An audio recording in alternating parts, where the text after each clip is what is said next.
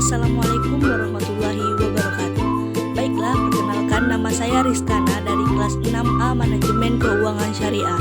Dalam presentasi ini saya akan membahas tugas yang diberikan oleh Bapak Piajardi SEMH mengenai topik yang sangat penting dalam dunia bisnis, yaitu Good Corporate Governance atau yang sering disingkat dengan GCG. Sebelum kita masuk ke inti pembahasan, penting bagi kita untuk mengetahui latar belakang terlebih dahulu. Latar belakangnya di sini dijelaskan bahwa di era globalisasi dan persaingan bisnis yang semakin ketat, penerapan Good Corporate Governance menjadi suatu keharusan bagi perusahaan untuk memastikan kelangsungan hidup dan pertumbuhan yang berkelanjutan. GCG bukan hanya sekedar kepatuhan terhadap aturan dan regulasi, tetapi juga merupakan sistem pengelolaan yang menjamin transparansi, akuntabilitas, dan tanggung jawab semua pihak yang terlibat dalam perusahaan.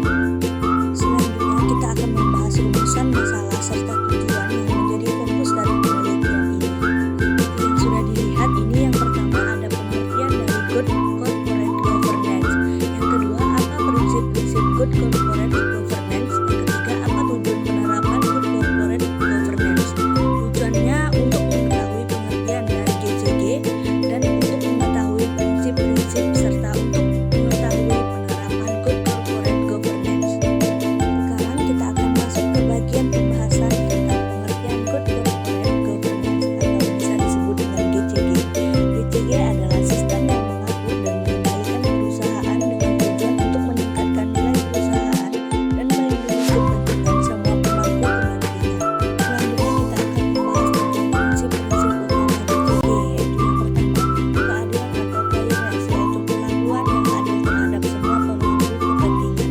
Yang kedua, transparansi, yaitu keterbukaan informasi yang relevan. Yang ketiga, akuntabilitas, yaitu tanggung jawab manajemen dalam pengelolaan perusahaan. Yang keempat, responsibilitas, yaitu tanggung jawab sosial perusahaan terhadap masyarakat. Serta yang terakhir yaitu independensi, pengambilan keputusan yang bebas dari pengaruh pihak lain. Pembahasan terakhir yaitu mengenai tujuan penerapan GCG. Yang pertama, meningkatkan kinerja perusahaan. Yang kedua, meningkatkan daya saing di pasar. Yang ketiga, melindungi hak-hak pemangku kepentingan.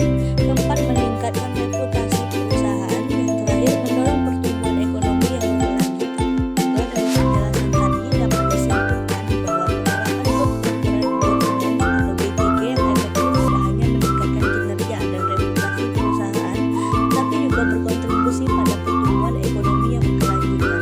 Dengan menerapkan prinsip-prinsip GCG secara konsisten, perusahaan dapat melindungi kepentingan semua pemangku kepentingan dan menciptakan lingkungan bisnis yang lebih transparan dan akuntabel. Setelah membahas kesimpulan, ada beberapa saran yang dapat kami berikan, yaitu mendorong semua perusahaan untuk secara aktif menerapkan prinsip GCG dalam setiap aspek operasional mereka, serta penting untuk memberikan pendidikan dan pelatihan kepada semua pemangku kepentingan mengenai pentingnya GCG dan cara penerapannya. Dan saya sarankan agar perusahaan melakukan evaluasi berkala terhadap penerapan GCG. Evaluasi ini penting untuk memastikan bahwa prinsip-prinsip GCG diikuti dan diperbaiki sesuai dengan kebutuhan dan perkembangan yang ada. Itulah hasil dari pemaparan materi saya. Terima kasih atas perhatiannya. Semoga materi yang saya sampaikan dapat bermanfaat dan menambah wawasan kita semua. Saya mohon maaf apabila ada kekurangan dalam penyampaian presentasi ini. Sekian presentasi dari saya. Sampai jumpa dan terima kasih.